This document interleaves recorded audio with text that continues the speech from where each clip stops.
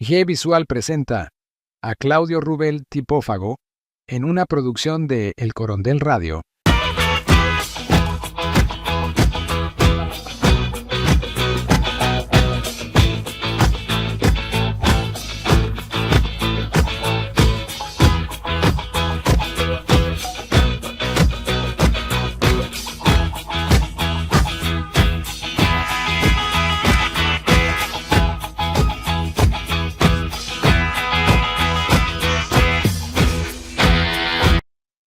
Amigos, ¿qué tal? Bienvenidos a esta nueva emisión de 15 grados Diseño y Negocios, un poco de diseño para los empresarios y un poco de negocios para los diseñadores.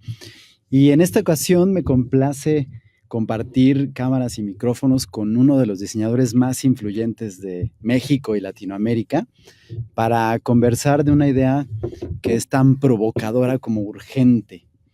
¿Qué tanto de nuestra cultura es diseñada y qué tanto diseñamos sin darnos cuenta? Hablamos de diseño que cuestiona, diseño que afecta a la memoria colectiva, que moldea comportamientos y que en ocasiones revela quiénes somos más que cualquier discurso político o académico.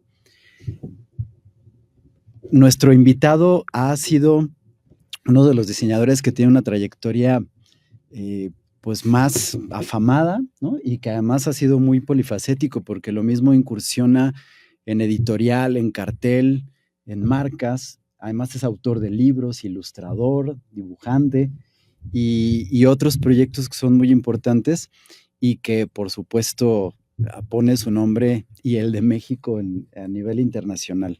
Es un placer para mí presentarles a Alejandro Magallanes. Qué gusto vernos, querido Claudio. Muchas gracias por invitarme. No, el gusto es mío, mi querido Alejandro. Pues con el gusto de tenerte y de platicar sobre, pues ahora sí que sobre diseño, negocios, pero algo en lo que has incursionado mucho, que ha sido la cultura, ¿no? Tu diseño ha rondado en torno a cuestiones culturales. Y cuando hablamos de diseño de cultura, pues pareciera que la cultura no genera negocio, que no genera dividendos ni utilidades y que es algo pues que está ahí, ¿no? Y que vive de la voluntad del gobierno, de las partidas presupuestales que tienen los oficios, pero la realidad es que hay empresas que se dedican a generar cultura, a hacerlo con éxito y pues tú has trabajado con muchas de estas empresas y obviamente tu trabajo es famosísimo, ¿no? En algunas cosas hay cosas que la gente puede decir, eso es de Alejandro Magallanes, pero también hay muchas cosas que la gente ve y que no sabe que son de Alejandro Magallanes porque tienes, pues digamos que un taller de diseño, una agencia que se ha dedicado a hacer comunicación y diseño desde hace ya... Pues por ahí 30 años. 30 años, ¿verdad? Más o menos. Es mucho decir. Ajá. Entonces, ¿por qué no nos platicas rápidamente? Me voy a ver muy ingenuo diciendo quién es Alejandro Magallanes, pero pues platícanos un poquito de la trayectoria y de la evolución de tus despachos o agencias. Bueno, pues a ver, comenzando como un poco desde muy al principio, pues estudiamos, tanto tú como yo, en la Escuela Nacional de Artes Plásticas de la UNAM, que bueno, pues nos quedaba algo lejos, sigue quedando lejos, pero era como pues un viaje muy singular.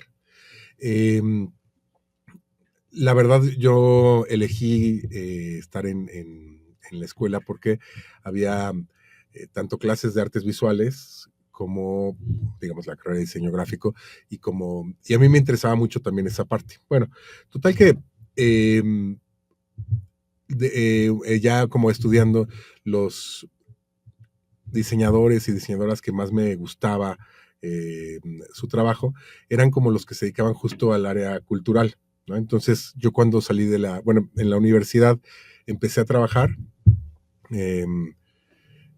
Primero fui a pedirle trabajo primero empecé a trabajar en la Comisión de Derechos Humanos del Distrito Federal, que comenzaban las comisiones de derechos humanos, y fueron a la escuela. Yo hacía mi servicio social en el Departamento de Publicaciones y diseñé el logotipo de la comisión con nuestro querido Mauricio Rivera, ¿no? Como supervisándolo, y una vez que lo diseñamos, de la comisión me invitaron a participar para diseñar como pues todo lo que hacía, ¿no?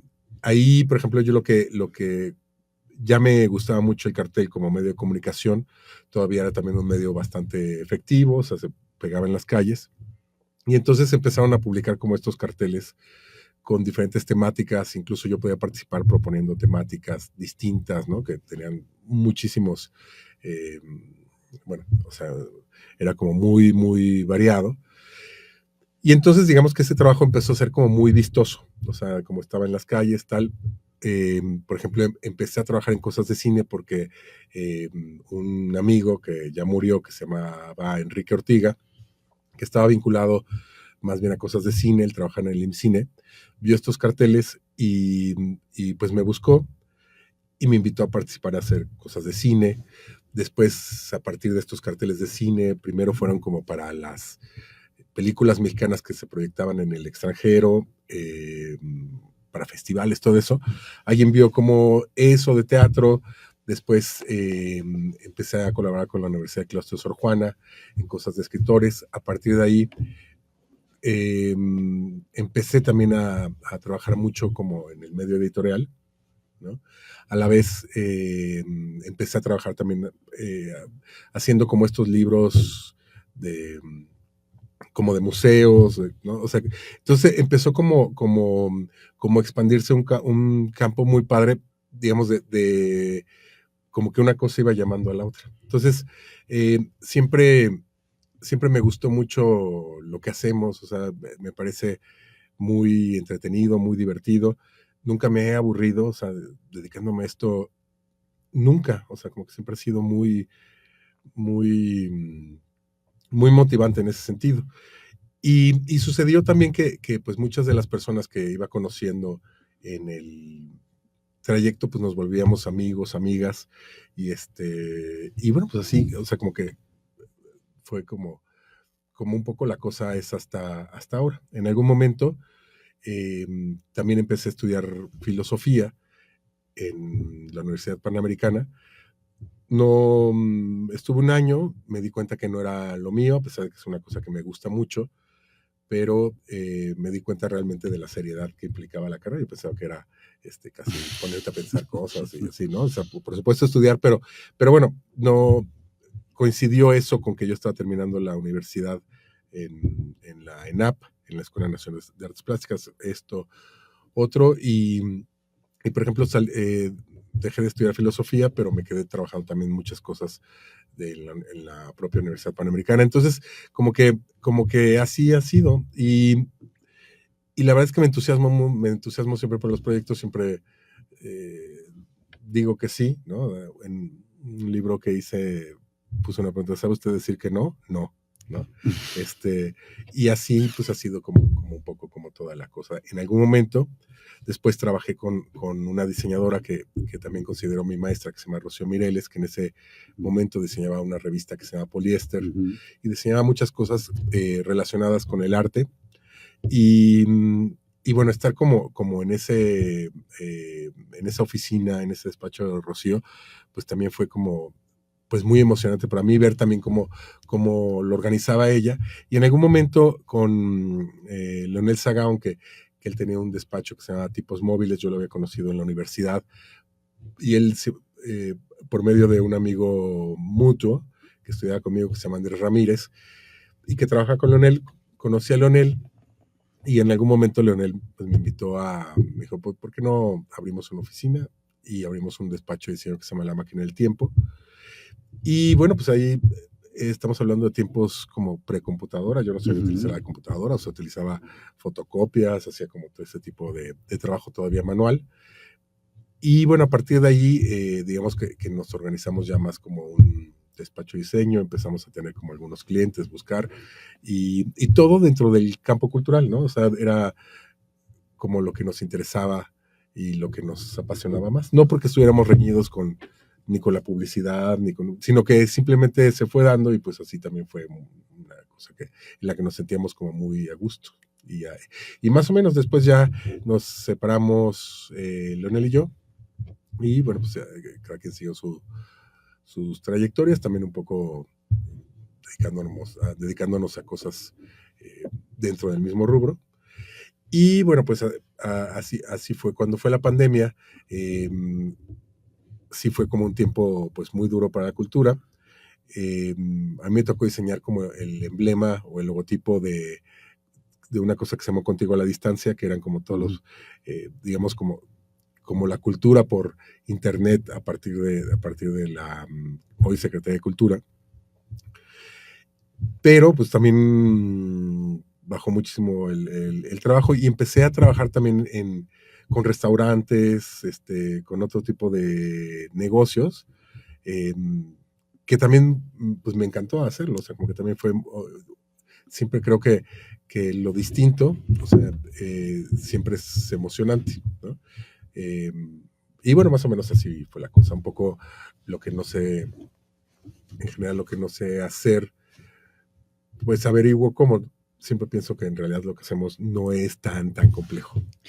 El trabajo que haces se ha caracterizado por tener un tanto de ironía, de crítica y mucho de experimentación, ¿no? Y creo que es algo de lo que te ha colocado en los reflectores desde hace muchos años. Y hoy por hoy tu nombre es un referente del diseño, ¿no? Te guste o no. No sé si te gusta, pero creo que lo tienes muy claro.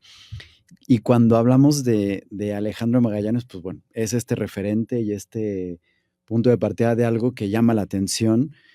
Y hay varias cosas que quiero platicar de esto y que nos digas tú, porque en este asunto de que el diseñador pues tiene que abrirse paso en la búsqueda de clientes y en la negociación y en el cuánto te cobro y a lo mejor el regateo y el estar defendiendo el trabajo y en todas las cosas, en el salón de clases y en la plática con los profesionales siempre aparece el nombre de, pues es que no me aceptan el trabajo, ni que fuera Alejandro Magallanes, ¿no?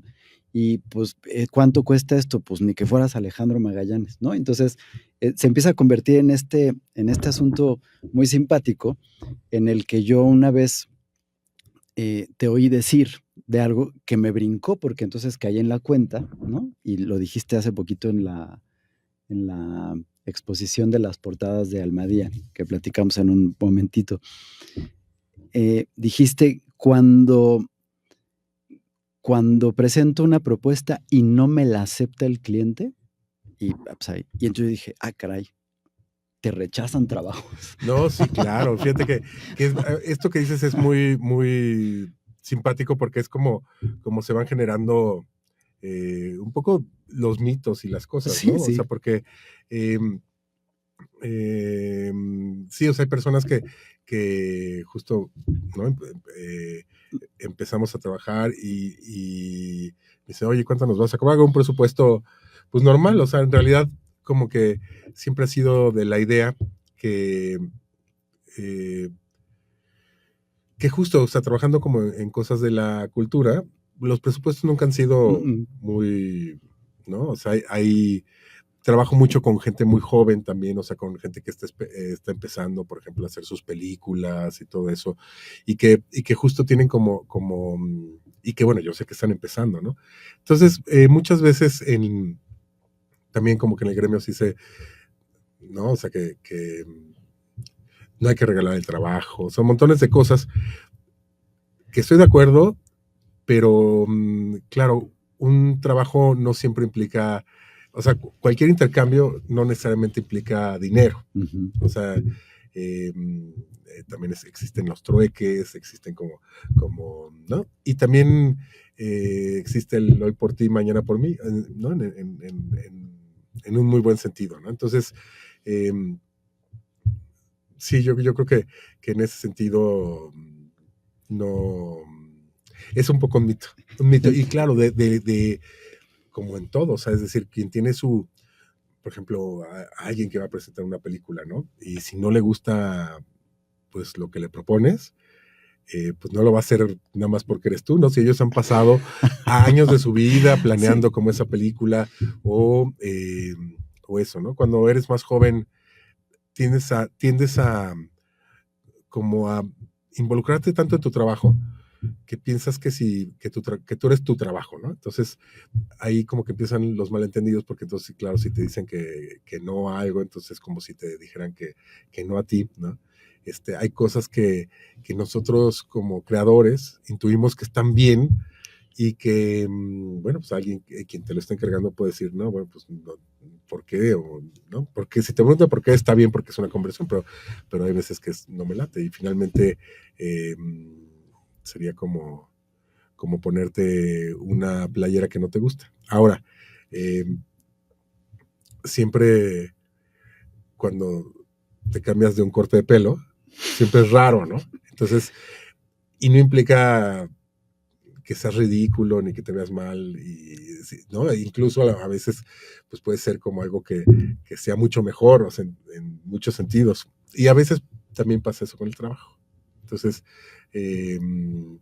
siempre creo es ponerse de acuerdo en un trabajo de diseño gráfico o de comunicación visual.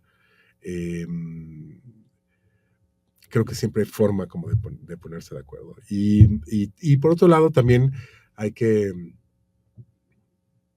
convencer de que arriesgar también está bueno, ¿no? O sea, que cuando algo es muy distinto se va a notar más.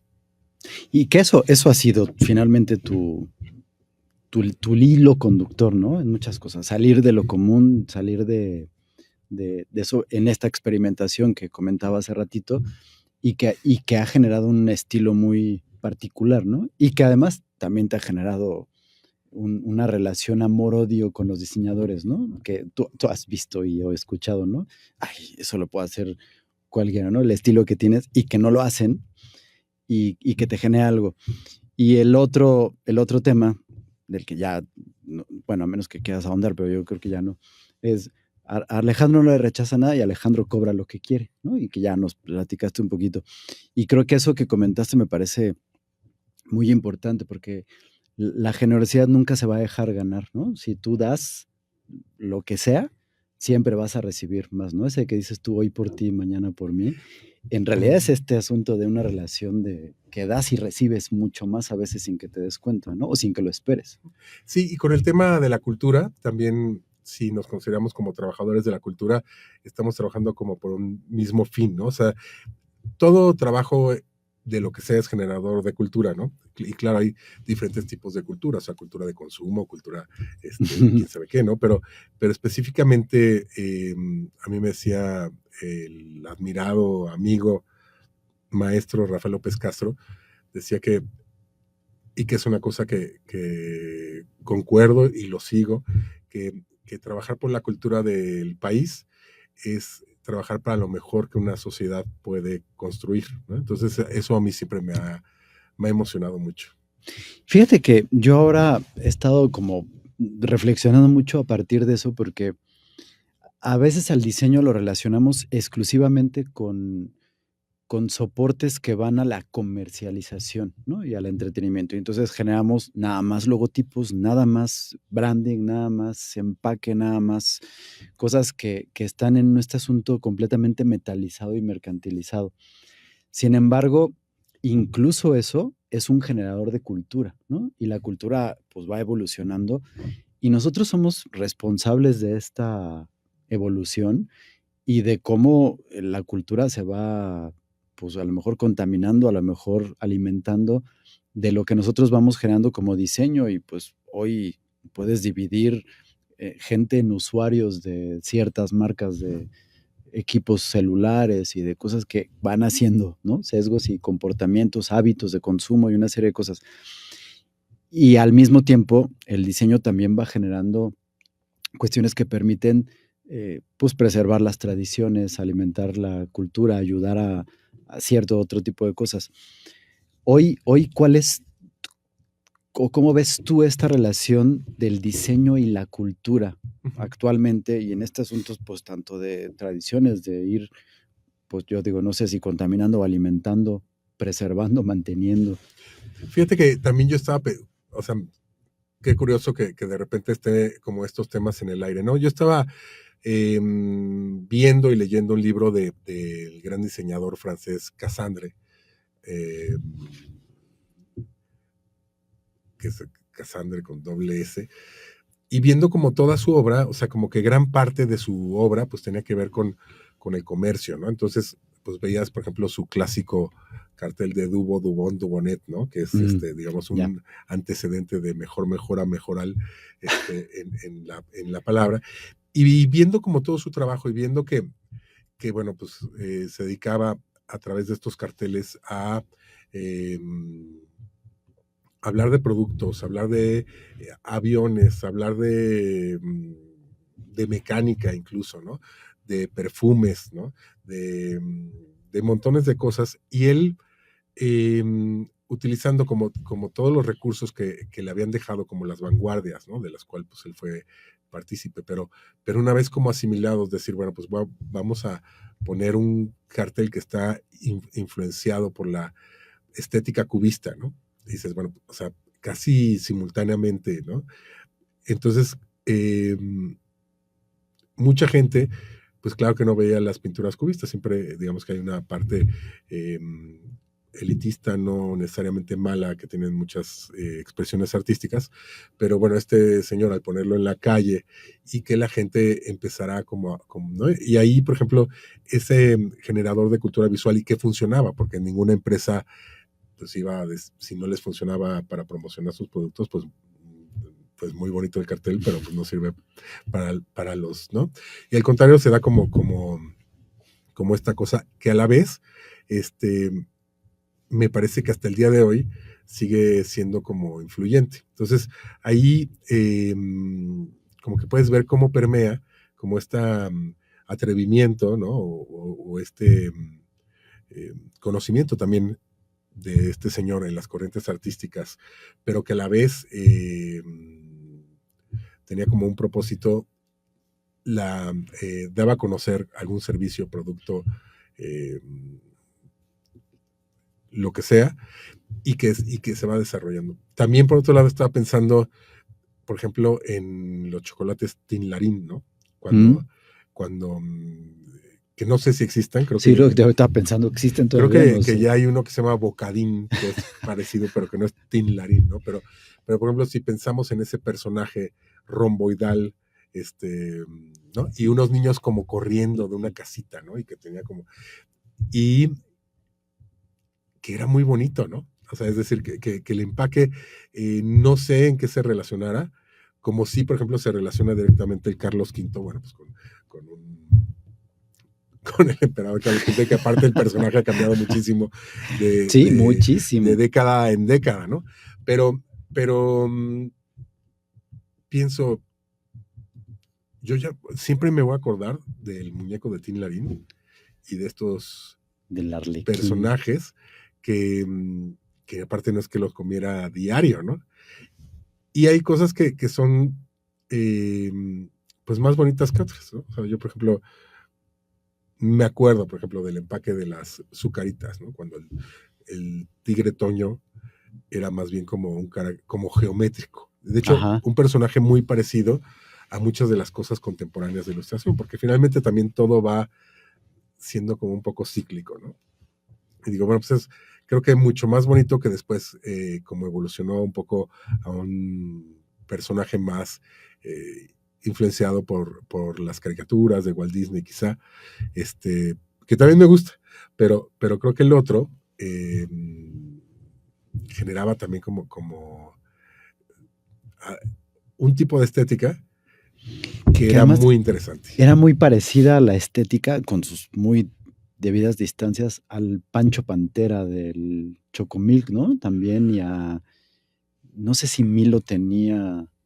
Milo era como un juego de fútbol, ¿no? Más fotográfico, pero Pancho Pantera que de ser, digamos, un rancherito muy... ¿no? Escuálido. No, estaba como más al bien principio, ¿no? como gordito, como sin cuello y como un poco cara corajuda, chapeado, muy chapeado, y cómo fue evolucionando pues a un adolescente primero y después a alguien ahí como... Entonces es interesante, es como también si pensamos, bueno, ¿quiénes van tomando estas decisiones, o sea, cuáles son los estudios de mercado que se hacen para justificar como todo esto, en qué se basan, toda esta cuestión que es interesante de los focus group, etcétera. O sea, es realmente como todo un, pues sí, todo un proceso muy, muy interesante. Ahora, dicho esto, que mucho del diseño gráfico o de este tipo de comunicación se originó por una necesidad de, digamos, comercial, está como toda la otra parte, ¿no? Que se genera un poco a partir de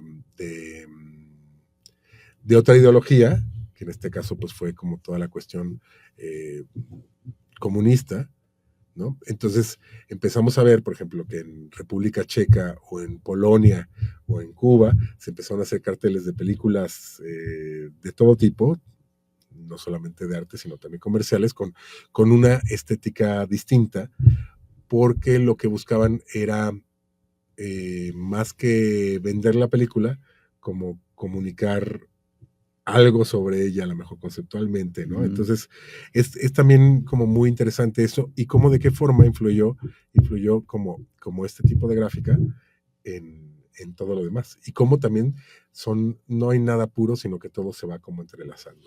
¿Te refieres a estas películas cualquier película que tenía su versión de cartel en estos países? Exactamente. ¿No? O sea, completamente distinta a lo que veíamos comercialmente en otros lados, ¿no? Exactamente. Sobre todo en Europa del Este. Cuando vemos, por ejemplo, los carteles húngaros que se hicieron de la Guerra de las Galaxias y de Alien y todo, o sea, es impresionante lo distintos. Sí, lo que estaba tratando de comunicar a otra cosa. Que son, ¿no? A los también increíbles de Drew, ¿cómo se llama el que hizo Drew Stussman? No me acuerdo cómo se llama, ahorita se me fue el nombre, que bueno, pues todos son padrísimos, ¿no? O sea, no, sí, está impresionante.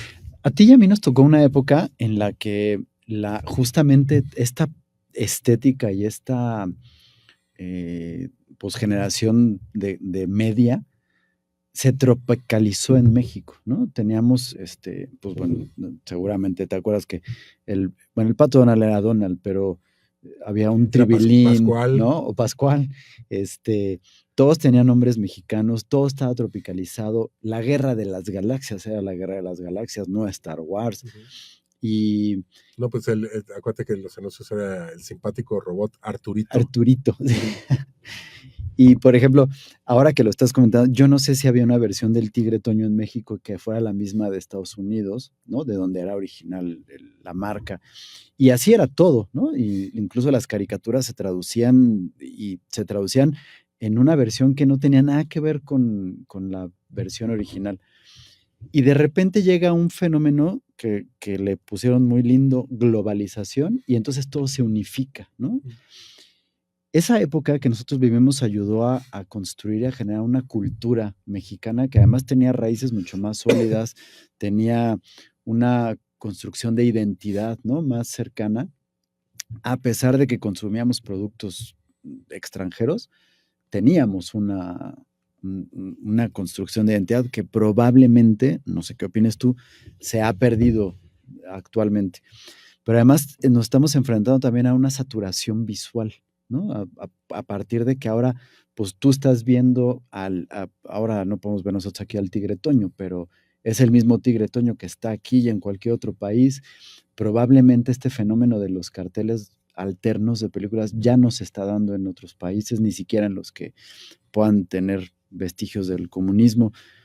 Es decir, esta saturación visual puede estar afectando al significado y a la identidad cultural, ¿no? Fíjate que no estoy muy seguro, o sea, yo creo que cada época va generando, claro, sus nuevos códigos, sus nuevas cosas, ¿no? O sea, por ejemplo, respecto a este ejemplo que decíamos de los carteles de película, ahora, por ejemplo, es muy interesante cómo se hacen, digamos, de hecho, se hacen distintas versiones de carteles de películas y algunas como muy alternativas, y van surgiendo cartelistas realmente muy impresionantes. Ahorita, por ejemplo, me acuerdo de una mujer que me impresiona mucho, que se llama Kiko Sterenberger, que es muy, muy impresionante ver como sus procesos, ¿no? Y cómo son carteles completamente distintos, súper creativos, ¿no? Y digamos eso como parte de la estrategia comercial de las películas. Entonces, y esto hablando de Estados Unidos, Los Ángeles, O sea, ellos mismos generan sus propias versiones alternas de... Y hay compañías, que o sea, no son tan por ejemplo, como A26, ¿no? A24. A24. A26 debe ser una proteína, ¿no? Pero A24, o Focus, por ejemplo, ¿no? O sea, que son independientes, digamos. Independientes, sí. Y me parece que también, o sea, como que los jóvenes casi por definición son rebeldes a lo que se supone que deben de ver, de comer, de todo. Entonces, me parece que eso siempre va siendo distinto. O sea, es muy interesante. Me parece que se puede ver muy bien en la música. O sea, hace poco mi hija me invitó a un concierto de unos artistas que se llaman Paco Moroso y Catriel. Entonces, yo no sabía absolutamente nada de ellos. Y bueno, pues ya como que los puse puse su música, o sea, como qué rara, o sea, no sabía si me gustaba mucho, si no, o sea, otros códigos completamente distintos, o sea, en fin, o sea, como una cosa. Cuando fui a verlos en vivo, me impresionó como el talento y como la propuesta de ellos, y claro, la respuesta de la generación, todos los jóvenes, o sea, como cantando sus canciones, ¿no? Y ya después vi estas cosas que se llaman Tiny Desk Concert de ellos. Y realmente dije, bueno, qué impresionantes artistas, o sea, son buenísimos. Puede que a mí me gusten más otras cosas porque finalmente vamos pasando y conforme va pasando como el tiempo, como que también te vas aferrando a muchas de las cosas que tienen que ver también con tus recuerdos, con lo que has construido, ¿no? O sea que, y bueno, pues así va pasando.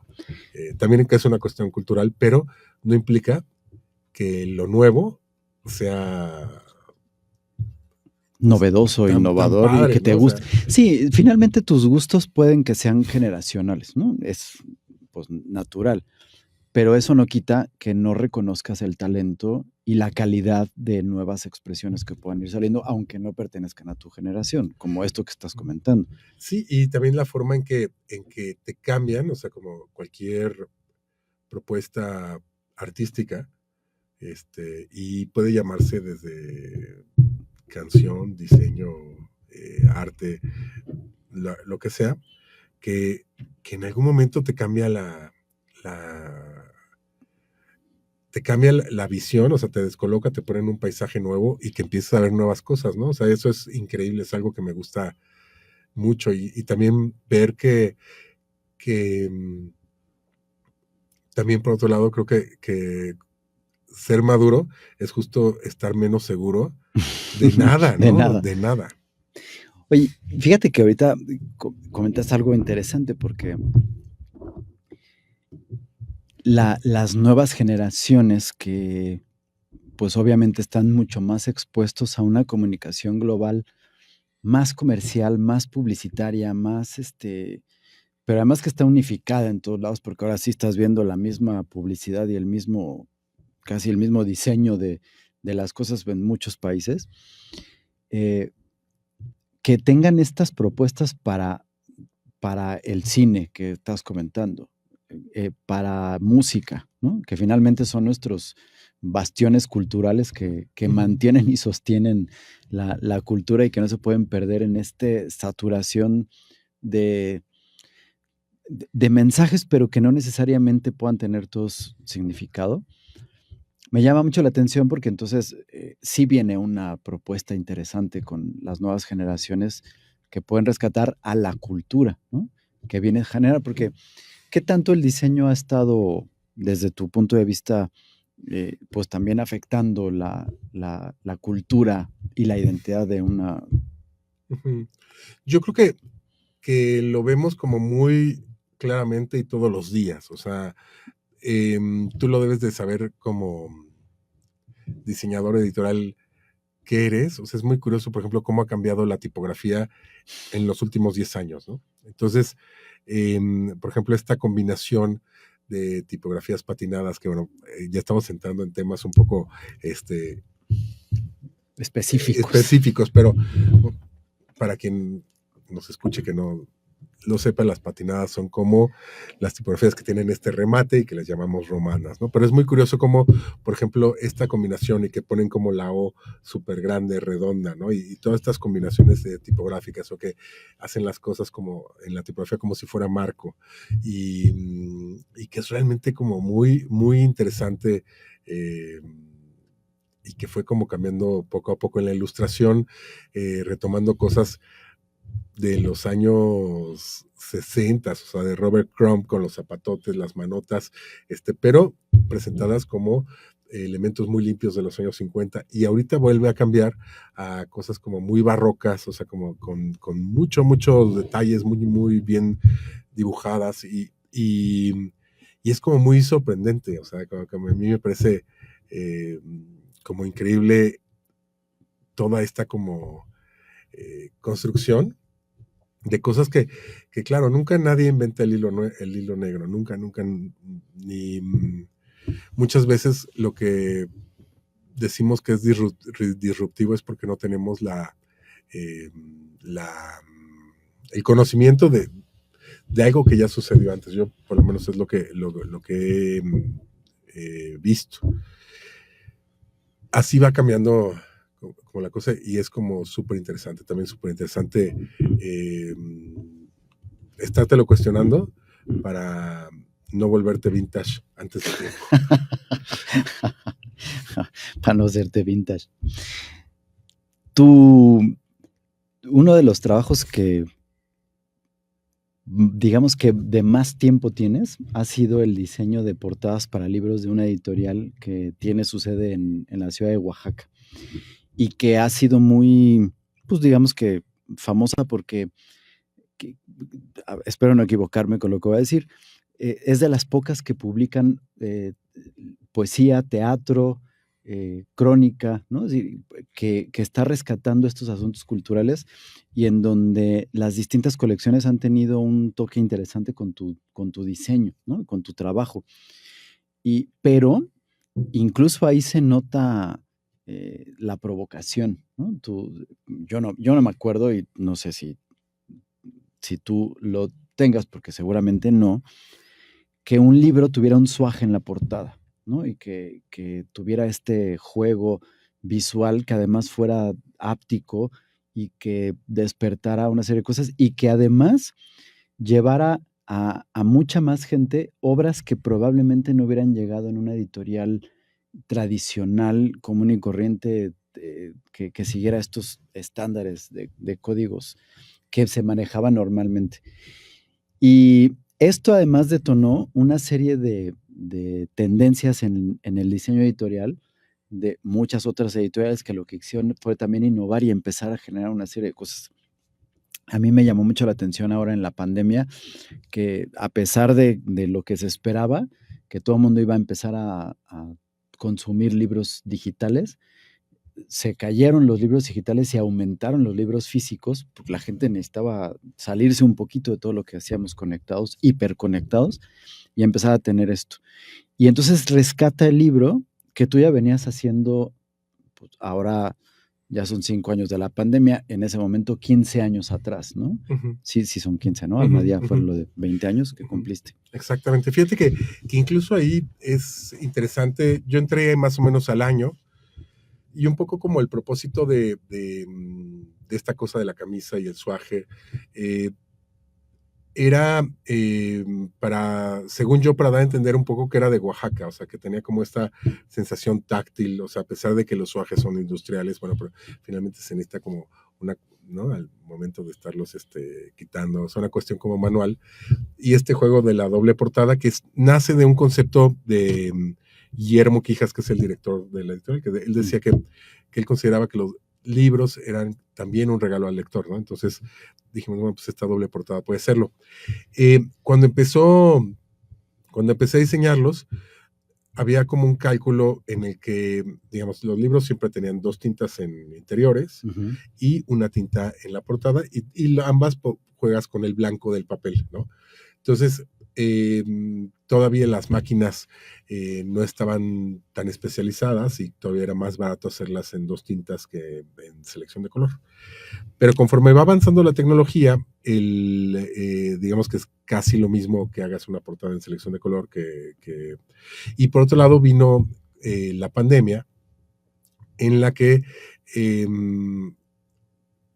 o sea, una de las como predicciones que hubo en ese momento era que los libros ya no iban a llevar como el retractilado, que es esta envoltura plástica que tienen los libros, y y por otro lado, estas camisas, si bien tenían como estas cualidades, estaban contempladas desde el principio, pero también eran frágiles, o sea, eran libros frágiles que en su momento dijimos, bueno, pues sí, son frágiles, pero pues bueno, ya cada quien cuidará el libro como lo tenga. El caso es que también, por otro lado, empezó a subir de costos el papel, y los papeles que utilizaba para esas portadas, que eran papeles nacionales muy bonitos, más económicos, desaparecieron, y entonces empezó a encarecerse muchísimo el costo unitario de cada uno de estos libros. Y una de las políticas de la editorial era tratar de mantener como los libros lo más, pues no económicos, porque ningún libro es económico, pero el precio, sí, que el mejor precio posible. Entonces, accesibles. Lo que se me ocurrió, también después de hacer como toda una cosa de presupuestos, matemática, era que iban a hacer ahora libros en pasta dura, ¿no? Entonces, libros en pasta dura y aparte que ya no iban a tener nada en común uno con otro, o sea, que iban a ser completamente distintos unos de otros. O sea, lo único que se mantenía era el emblema abajo, centrado, y todo lo demás iba a utilizar tipografías distintas, o sea, todo distinto. Fue un periodo muy bonito, pero que muchas personas reconocían a la editorial como por esas otras portadas. Y fue para algunas personas como un quitarrisa, ¿no? Es decir, cuando ya tienes como cierta identidad, pues cambias todo, ¿no? Entonces, eso más o menos duró 2 años y medio, 3 años, cuando vimos que en realidad los libros deben de tener como ciertas... y además porque la editorial después abrió en España, donde pues la editorial no era conocida. Entonces, digamos, esta cuestión como de un libro distinto cada vez más, título, pues si bien era buena idea, y como para mí era un reto increíble, porque a veces podía ser minimalista y otras barroco y otras tipográfico y otras imagen, que a mí me divertía mucho, pero nos dimos cuenta que había que tener como una colección que fuera clara. Eso lo identificó Guillermo Quijas, el director. Estuvimos hablando muchísimo de eso. Regresamos a la tipografía que tenía la editorial, que es una muy bonita condensada, se llama palo seco, las tipografías que no tienen estos remates de los que hablamos ahora, todo en mayúsculas que se llaman altas, y bueno, fue como otra etapa de transición. Y ahorita, digamos, estas 2 etapas que siguieron a estas que fueron tan icónicas y tan fuertes, por otro lado, ya la editorial estaba más consolidada, más conocida en México y en América Latina. Y ahora volví a hacer un diseño utilizando la tipografía, pero donde ya claramente es un diseño más de colección. Entonces, es curioso cómo todo eso también va cambiando. Se nos acaba el tiempo, yo todavía quiero saber más cosas. Ya voy a ser más breve, Claudio, vamos a hacer rápidamente un ping-pong. Mejor ahorita me firmas aquí, que vienes de una segunda Muy bien. ocasión. Oye, rapidísimo, hijo, es que quiero sacar más cosas, pero acabas de participar en una exposición con Quique Ollervides en Estados Unidos, y algo tienen aquí en México este miércoles, ¿no? También es derivada de la misma. No, bueno, fíjate que a lo largo como de los años, pues claro, vas conociendo muchísimos colegas, o sea, que te caen súper bien y todo. Quique es una persona que yo admiraba mucho su trabajo, me parece que su trabajo y el mío son muy distintos, o sea, sí. Y bueno, nos invitaron en la Universidad de Cornish en Seattle tener una exposición juntos. Fue muy divertido hacerla, o sea, porque realmente también como muy fácil, una exposición de 50 carteles de cada quien. Quique ha trabajado más como en el rubro de la música, y bueno, también otras cosas, pero cuando estuvimos allá, pues pudimos platicar muchísimo, o sea, ya éramos como amigos, pero nos hicimos buenos amigos. Y ahora, lo que va a pasar es que voy a presentar un libro que publicaron en España sobre mi trabajo. Entonces, trajeron estos libros ya a México, o sea, los pueden encontrar en las librerías, y específicamente en la librería Exit, que está en la colonia Cuauhtémoc, pues me invitaron a hacer como esta presentación. El libro es tuyo, ¿no? The Order of Chaos. Ajá. Y Quique va a estar en la presentación. Quique va a presentarlo.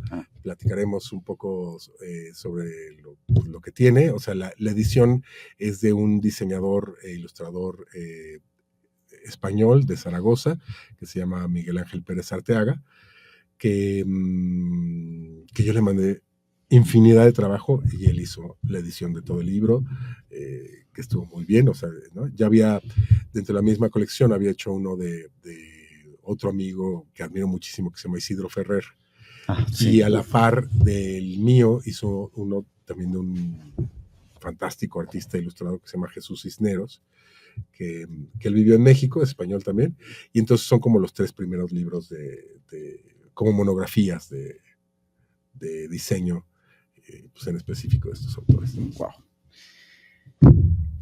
Alejandro, nos queda muy poquito tiempo. Perdón, Claudio. No. Me había sacado la pizarrita para... No me pidas, pero no, porque además ha estado muy interesante escucharte. Digo, yo quisiera que fuera más, pero para nada, perdón. ¿Qué pues ahora sí cómo cerramos? ¿Qué te gustaría decir para cerrar el programa? Bueno, de la cuestión, a lo mejor del título, ¿no? Que tenía que ver como con la empresa, el diseño, todo eso. Bueno, yo creo que siempre es increíble poder desarrollarte en un campo y que puedas generar como empleos también. O sea, eso se me hace como súper importante. Y como en tipo taller medieval.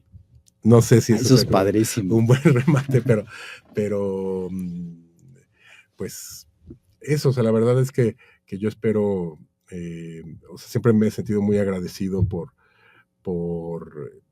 dedicarme a lo que me dedico, y si me dedico a esto es porque hay personas que me encargan trabajos,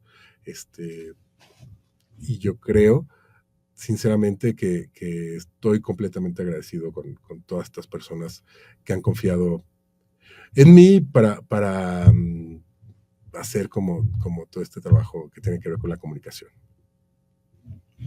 Pues bueno, creo que el diseño es una forma de sembrar cultura, a veces con una imagen, a veces con letras, con dibujos, a veces con una pregunta y a veces con una ruptura inesperada, ¿no? Que va saliendo, y que creo que eso lo podemos ver mucho en tu trabajo. Y lo que diseñamos hoy se va a convertir en un elemento que en el futuro alguien va a descubrir y nos va a hablar del momento en el que generó, y eso finalmente es también cultura de un momento en el que lo hicimos, y tu trabajo es un embajador de la cultura del momento en el que la estás desarrollando de una manera muy peculiar que ha generado este estilo que te ha hecho ser Alejandro Magallanes, ¿no? Y del cual me siento muy agradecido y honrado de tenerte aquí en este programa y estar compartiendo esto y platicando nuevamente contigo, como siempre. Muchas gracias, Claudio. Y bueno, pues, saludos a todas las personas. No sé a dónde mirar, siempre como la selfie, ¿no? ¿A dónde miras? A dónde ves. Acá está la cámara. Muchas gracias a quien nos haya escuchado por la paciencia. Y bueno, en algún otro momento espero que podamos platicar también de esta generación de conciencia, ¿no? Del diseño para la concientización, en la que también has incursionado y que también ha sido muy importante, y espero que se dé en capítulo 2. Capítulo 2. Y pues bueno, nuevamente muchísimas gracias a GCI Radio por el espacio, a Francisco Cruz en los controles por, como siempre, atendernos y por su paciencia en cabina. Muchísimas gracias, Alejandro, por esta oportunidad. Gracias por la bondad de tu tiempo. Podemos invitar para el miércoles a la gente. Sí, por favor, los esperamos en Exit, la librería. Es miércoles 26, si no me equivoco, miércoles 26 de noviembre, y comienza a las 7 de la noche, y localizan muy fácil la dirección en internet. No se les olvide, Exit es el nombre de la librería. Pues muchísimas gracias, Alejandro, nuevamente. Esto fue 15 grados diseño y negocios. Yo soy Claudio Rubel, tipófago, y nos encontramos en la siguiente emisión de 15 grados. Muchas gracias.